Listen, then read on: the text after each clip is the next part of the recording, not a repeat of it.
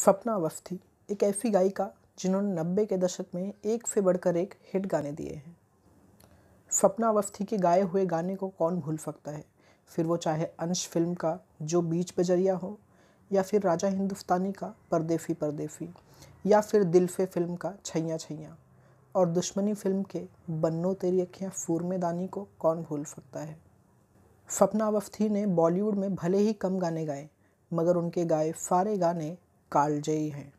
सपना अवस्थी की आवाज़ में एक ऐसी कशिश थी जो कि उन्हें भीड़ से अलग बनाती थी। एक बेहतरीन गायिका होने के बावजूद आज के इस दौर में सपना अवस्थी जी को बहुत ही कम लोग जानते हैं। सपना अवस्थी जी ने बॉलीवुड से आज एक लंबी दूरी बना ली है, मगर अवस्थी जी की इस दूरी की क्या है वजह? दरअसल सपना जी की इंडस्ट्री से 3 शिकायतें हैं, और वो शिकायतें क्या है, इस बात का खुलासा आज हम यहाँ पर करेंगे। सपना अवस्थी जी की पहली शिकायत ये है कि इंडस्ट्री ने उन पर एक टैग लगा दिया। सपना अवस्थी की इंडस्ट्री से ये शिकायत इसलिए भी है क्योंकि सपना अवस्थी के हिस्से में ज़्यादातर आइटम नंबर्स ही आते थे। कहीं ना कहीं बॉलीवुड ने इस बात पर मोहर लगा दी थी कि सपना अवस्थी की आवाज़ सिर्फ़ और सिर्फ आइटम सॉन्ग्स के ही लिए बनी है। इसके बावजूद हम आपको बता दें कि 90 के दशक में सपना अवस्थी के गाने हर एक कार्यक्रम के जान और शान हुआ करते थे। सपना अवस्थी बॉलीवुड में हमेशा से रोमांटिक गाना गाना चाहती थी, मगर उनका ये सपना उनके करियर के दौरान कभी पूरा न हो सका। सपना अवस्थी जी की दूसरी शिकायत ये है कि सपना अवस्थी जी को हमेशा उस दौर की एक बड़ी गायिका और फोक सिंगर ईला अरुण से कंपेयर किया जाता था, क्योंकि सपना अवस्थी और ईला अरुण दोनों की ही आवाज़ का पिच काफ़ी ज़्यादा हाई था, और कहीं ना कहीं दोनों की ही आवाज़ में एक नेवल टच भी आता था।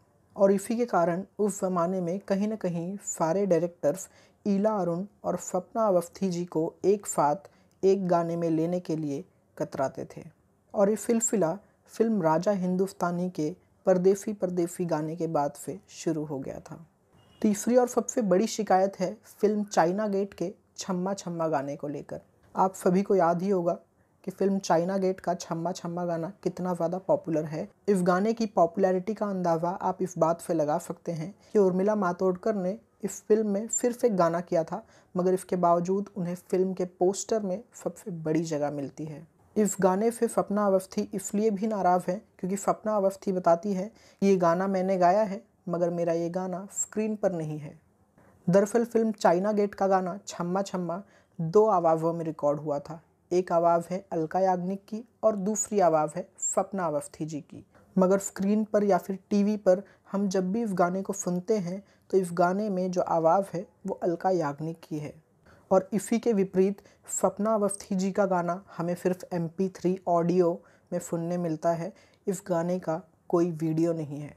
दरअसल एक ही गाने को 2 अलग अलग सिंगर से क्यों गवाया गया, इस बात का तो पता मैं भी नहीं लगा पाया हूँ। गाने गाने की फीस तो दोनों ने ही ली होगी, फिर क्यों एक के गाने को फिल्म में जगह मिली और दूसरे को फिल्म के बाहर?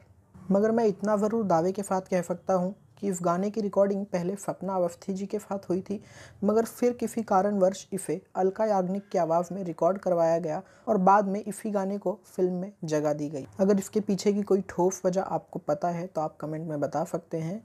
तो मेरा नाम है शिवम, आप देख रहे हैं बॉलीवुड रेट्रो। वीडियो अच्छा लगा हो तो चैनल को सब्सक्राइब करें। Till then take care, bye bye.